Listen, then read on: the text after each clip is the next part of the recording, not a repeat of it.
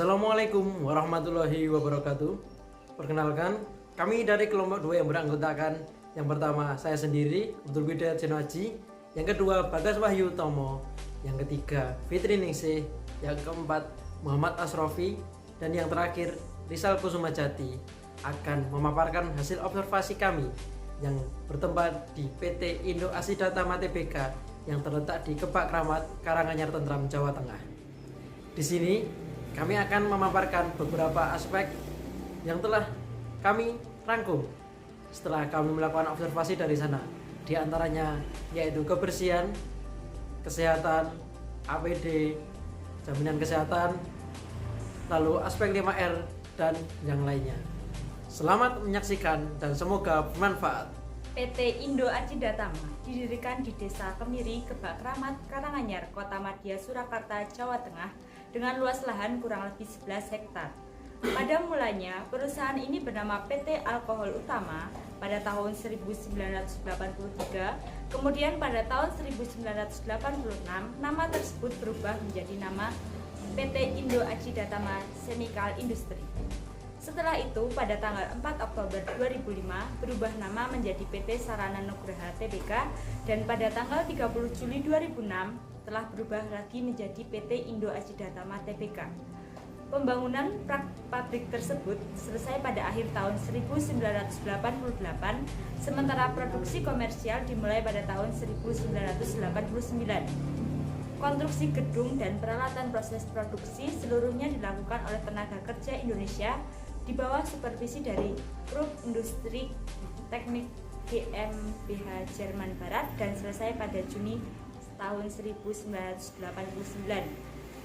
Sampai dengan bulan Februari 2009, jumlah tenaga kerjanya sebanyak 384. Logo perusahaan.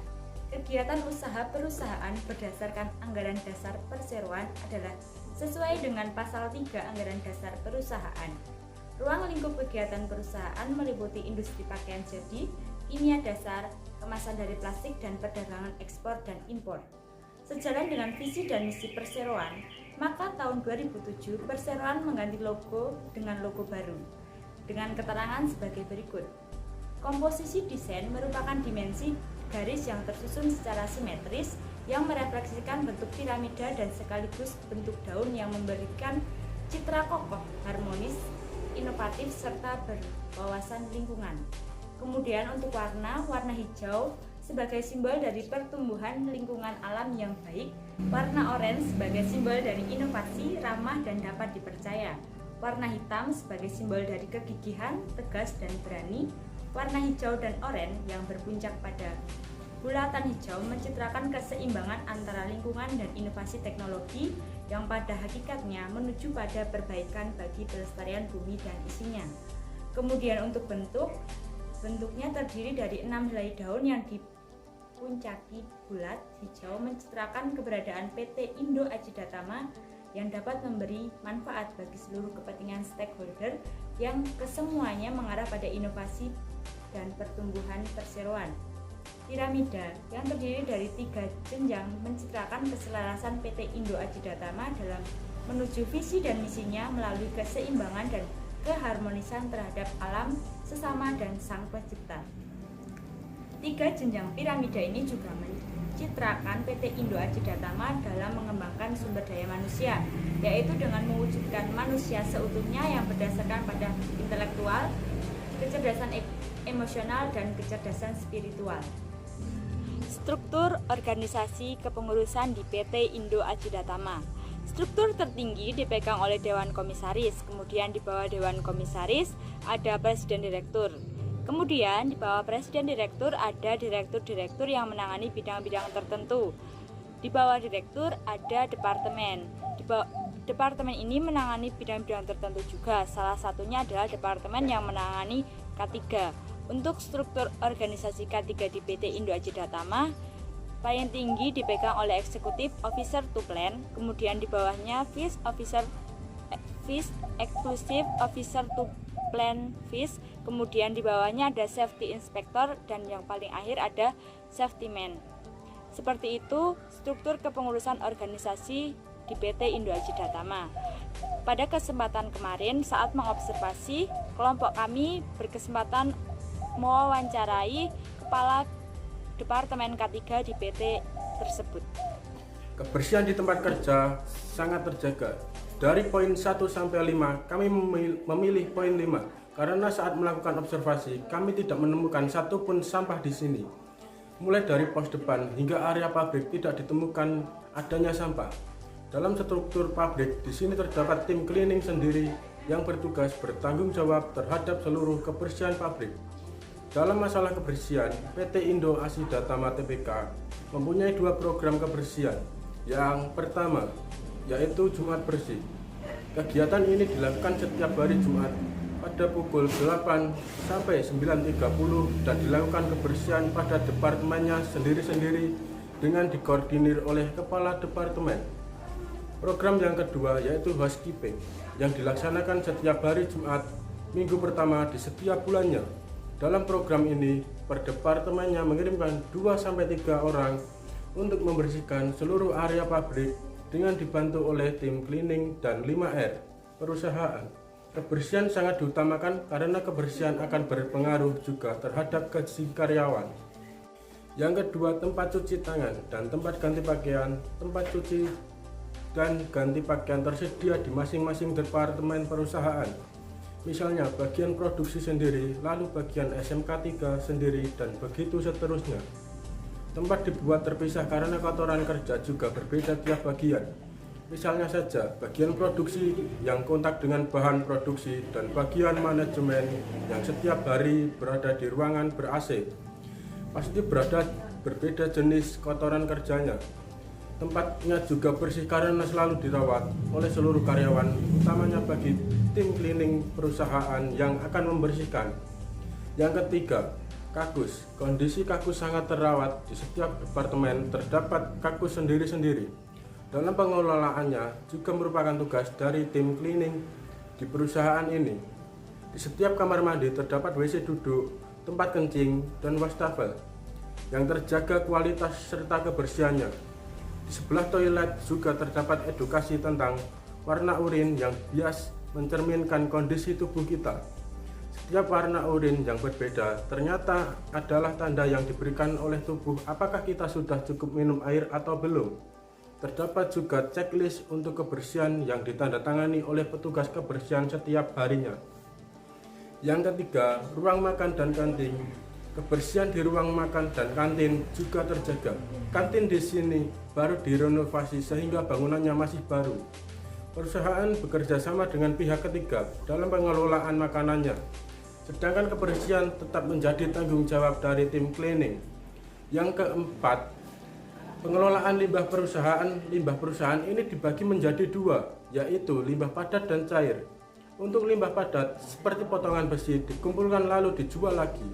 Sedangkan untuk limbah cair seperti oli, alkohol ke dalam bak penampung lalu diolah kembali. Di sini menggunakan WWT atau wastewater treatment yang memilah limbah lalu diolah kembali untuk dijadikan sesuatu yang bermanfaat atau digunakan kembali. Dalam pengelolaan limbah, perusahaan bekerja sama dengan pihak ketiga, yakni Dinas Lingkungan Hidup Kabupaten Karanganyar, baik untuk penjualan limbah padat maupun pengelolaan limbah cair. Aspek yang kedua adalah ventilasi. Mengenai ventilasi, yang pertama adalah kualitas ventilasi tempat kerja. Kualitas ventilasi di perusahaan juga terjaga. Kebersihan dan kualitasnya juga selalu dicek oleh tim yang bertugas. Untuk ruangan ber-AC tidak menggunakan ventilasi, namun kebersihan tetap terjaga. Yang kedua yakni blower. Blower berfungsi dengan baik di dalam perusahaan. Blower digunakan dalam ruangan produksi untuk membantu mendinginkan suhu udara yang panas akibat proses produksi. Alat pelindung diri, ketersediaan APD, kualitas tempat penyimpanan dan stok kualitas APD yang dipakai oleh karyawan sudah sesuai standar. APD diklasifikasikan sesuai kebutuhan pekerja. Misalnya pada bagian produksi yang selalu memakai APD lengkap, sedangkan pada bagian manajemen yang menggunakan APD seperlunya. Penggunaan APD sesuai kriteria kerja dan potensi bahaya yang mungkin dialami. Untuk tempat penyimpanan dan stok juga terawat dengan baik. Tempat penyimpanan berada di masing-masing bagian dan tidak dicampur dengan yang. Penerapan APD pada pekerja, penggunaan APD dibagi sesuai kebutuhan. Antara pekerja lapangan dan di kantor berbeda APD yang digunakan. Semua karyawan selalu menggunakan APD saat bekerja. Papan peringatan penggunaan APD. Untuk peringatan penggunaan APD di perusahaan menggunakan sarana pamflet dan spanduk yang berisi himbauan penting penggunaan APD saat melakukan sanksi terhadap pelanggaran penggunaan APD. Sanksi terhadap pelanggaran penggunaan APD di perusahaan ini tidak main-main. Tim SMK 3 dengan HRD akan melakukan sidak dan kontrol lapangan secara rutin untuk memastikan bahwa pekerjaan yang dilakukan sudah sesuai standar keamanan yang ditetapkan. Apabila ada pekerja yang tidak menggunakan APD dengan benar, maka akan ada surat peringatan 1 atau SP1, lalu surat peringatan 2 atau SP2, dan surat peringatan 3 atau SP3. Apabila pelanggaran terlalu fatal, maka akan ada tindakan sendiri dari perusahaan. Setiap pelanggaran terdapat grade yang akan berpengaruh terhadap gaji karyawan. Sarana kesehatan, kotak P3K di tempat kerja. Masalah stok dan kualitas P3K sangat terjaga. Pengadaan kotak P3K sesuai dengan Permenaker nomor per 15/Men/8/2008 yang merupakan pedoman pengadaan fasilitas K3 di tempat kerja. Di sini terdapat 8 kotak P3K jenis B yang tersebar di titik-titik tertentu di perusahaan. Setiap kotak diasumsikan untuk 50 karyawan, sehingga totalnya ada 400 kapasitas dan sudah melebihi dari jumlah seluruh karyawan yang berkisar 360-an karyawan. Selanjutnya ada APAR. APAR yang digunakan sudah sesuai dengan kondisi perusahaan, yakni APAR jenis busa.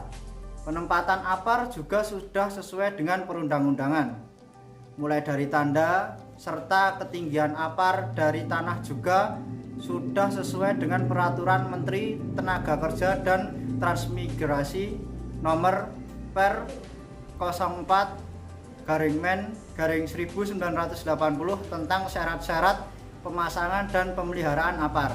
Ketinggian pemasangan APAR yakni sekitar 125 cm dari dasar lantai. Selanjutnya adanya klinik kesehatan.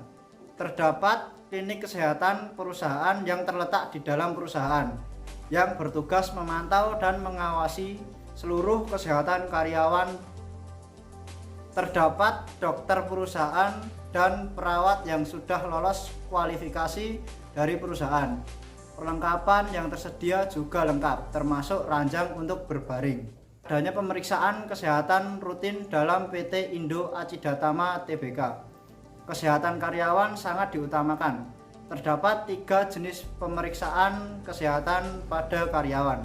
Yang pertama yaitu pemeriksaan awal saat tenaga kerja baru bekerja yang dilakukan dengan MCU. Yang kedua yaitu pengecekan lanjutan yang dilakukan oleh dokter perusahaan. Yang terakhir yaitu pemeriksaan khusus yang dilakukan kepada karyawan dengan tingkat resiko tinggi seperti bagian produksi. Pemeriksaan akan dilakukan menyeluruh anggota badan, bahkan hingga urin dan tinja juga diperiksa apakah semua dalam keadaan normal atau tidak. Selanjutnya, penerapan 5R yang pertama ialah rapi.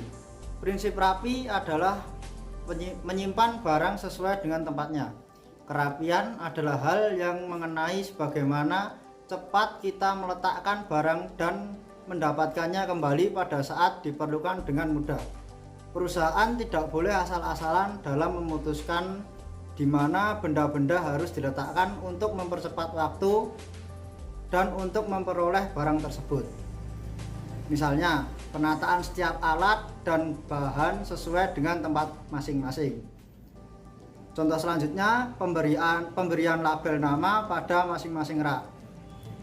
dan juga lembar penggunaan alat dan bahan praktik berinformasi pengguna alat dan bahan yang digunakan, jumlah dan kelengkapannya. Yang selanjutnya, penggunaan workshop, merapikan alat dan bahan praktik setelah kegiatan sebelum dikembalikan ke tempat penyimpanan. Ada juga pemberian label pada persediaan. Tersedianya buku besar yang berisi daftar persediaan barang yang diambil, barang yang belum dikembalikan, atau barang yang hilang. Yang terakhir, pada penerapan 5R pada aspek rapi, yaitu pendataan pada alat yang akan dibuang atau dihapuskan. Yang kedua, penerapan 5R yaitu resik. Prinsip resik adalah membersihkan tempat atau lingkungan kerja, mesin atau peralatan, dan barang-barang agar tidak terdapat debu dan kotoran. Kebersihan harus dilaksanakan dan dibiasakan oleh setiap orang dari CEO hingga pada tingkat office boy. Contoh-contoh dari penerapan 5R aspek resik ialah yang pertama, pembersihan ruang praktik oleh penanggung jawab sebelum digunakan untuk kegiatan praktik. Yang kedua, tersedia sarana dan prasarana pembersihan alat praktik. Ketiga, tersedia penanggung jawab kebersihan untuk di daerah tertentu. Yang keempat, tersedia sarana dan prasarana pembersihan ruang bengkel praktik. Selanjutnya yang kelima, pembersihan alat praktik oleh pengguna workshop setelah kegiatan. Yang keenam, pembersihan ruang kerja praktik oleh pengguna workshop setelah digunakan untuk kegiatan praktik. Yang ketujuh, tersedia poster tentang pentingnya menjaga kebersihan. Yang terakhir adalah pemeriksaan kondisi alat dan bahan praktik oleh teknisi sebelum digunakan untuk praktek kembali. Yang ketiga, untuk penerapan 5R adalah rawat. Prinsip rawat adalah mempertahankan hasil yang telah dicapai pada 3R lainnya, yaitu resik, rapi, dan ringkas, dengan membakunya atau standarisasinya. Contoh yang pertama pada penerapan 5R aspek rawat ialah tersedia prosedur pemeliharaan preventif pada alat. Kemudian yang kedua, terdapat peringatan untuk berhati-hati dan cara operasi pada alat tertentu. Yang ketiga, penandaan pada alat praktik yang sedang dalam perbaikan. Kemudian yang keempat, pemberian label pemeriksaan dan bahan praktik baik mingguan, bulanan, dan tahunan. Yang kelima, penandaan pada alat yang rusak. Yang keenam, terdapat kode warna tertentu untuk area tertentu seperti garis wilayah kerja. Penerapan 5R yang selanjutnya ialah rajin. Prinsip rajin adalah terciptanya kebiasaan pribadi karyawan untuk menjaga dan meningkatkan apa yang sudah dicapai. Rajin di tempat kerja berarti pengembangan kebiasaan positif di tempat kerja.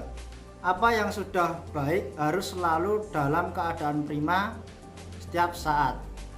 Contoh dalam penerapan rajin ialah yang pertama, selalu melakukan pembersihan ruang bengkel oleh penanggung jawab sesuai dengan pembersihan. Yang kedua, penggunaan workshop, selalu mengisi bon peminjaman sebelum meminjam alat dan bahan. Prinsip rajin di tempat kerja adalah lakukan apa yang harus dilakukan dan jangan melakukan apa yang tidak boleh dilakukan. Kemudian contoh yang sudah dilakukan di PT Indo Acidatama Tbk, yang pertama, selalu melakukan pembersihan ruang bengkel oleh penanggung jawab sesuai dengan jadwal pembersihan. Yang kedua, pengguna workshop selalu mengisi bon peminjaman sebelum meminjam alat dan bahan. Yang terakhir, penerapan 5R yaitu ringkas. Prinsip ringkas adalah memisahkan segala sesuatu yang diperlukan dan menyingkirkan yang tidak diperlukan dari tempat kerja. Mengetahui benda mana yang tidak digunakan, mana yang akan disimpan, serta bagaimana cara menyimpan supaya dapat mudah diakses terbukti sangat berguna bagi sebuah perusahaan. Contoh yang pertama, pengguna workshop selalu menggunakan alat dan bahan praktik dengan sesuai. Contoh selanjutnya, pengguna workshop selalu membersihkan alat dan bahan praktik setelah kegiatan praktik. Lalu pengguna workshop selalu datang tepat waktu. Contoh selanjutnya, pendataan alat dan bahan selalu dilakukan secara berkala. Yang terakhir ialah pemeliharaan alat dilakukan secara berkala. Selanjutnya, jaminan kesehatan dan keselamatan kerja. Asuransi tenaga kesehatan, yaitu asuransi tenaga kerja berupa jaminan kecelakaan kerja dan jaminan kematian. Dan juga asuransi kesehatan, yaitu asuransi kesehatan karyawan berupa BPJS kesehatan dan jam sostek. Yang selanjutnya ada antisipasi situasi darurat. Yang pertama ada APAR, lalu jalur evakuasi, yang selanjutnya ada alarm tanda bahaya, lalu ada hidran. Antisipasi darurat. Yang pertama adalah APAR. APAR ini tersedia di tempat yang sudah ditentukan dengan kebutuhan perusahaan. Yang selanjutnya adalah jalur evakuasi. Jalur evakuasi ini disediakan sesuai standar dan perusahaan juga menyediakan peta jalur evakuasi dengan tanda jalur. Di perusahaan ini juga terdapat titik kumpul apabila terdapat bahaya. Lalu ada alarm tanda bahaya. Alarm tanda bahaya ini dibunyikan apabila situasi darurat terjadi sebagai peringatan untuk karyawan untuk segera meninggalkan tempat kerjanya melalui jalur evakuasi dan di titik kumpul. Lalu selanjutnya ada hidran. Hidran ini tersedia di 19 titik dalam keadaan baik dan terawat. Di Perkes dari PT Indo Asidatama Tbk sangat terjaga dan diterapkan dengan baik. Demikianlah video presentasi dari kelompok 2 tentang observasi di Perkes dan K3 yang dilakukan di PT Indo Asidatama Karanganyar. Apabila ada kekurangan, mohon maaf yang sebesar-besarnya. Sekian, wassalamualaikum warahmatullahi wabarakatuh.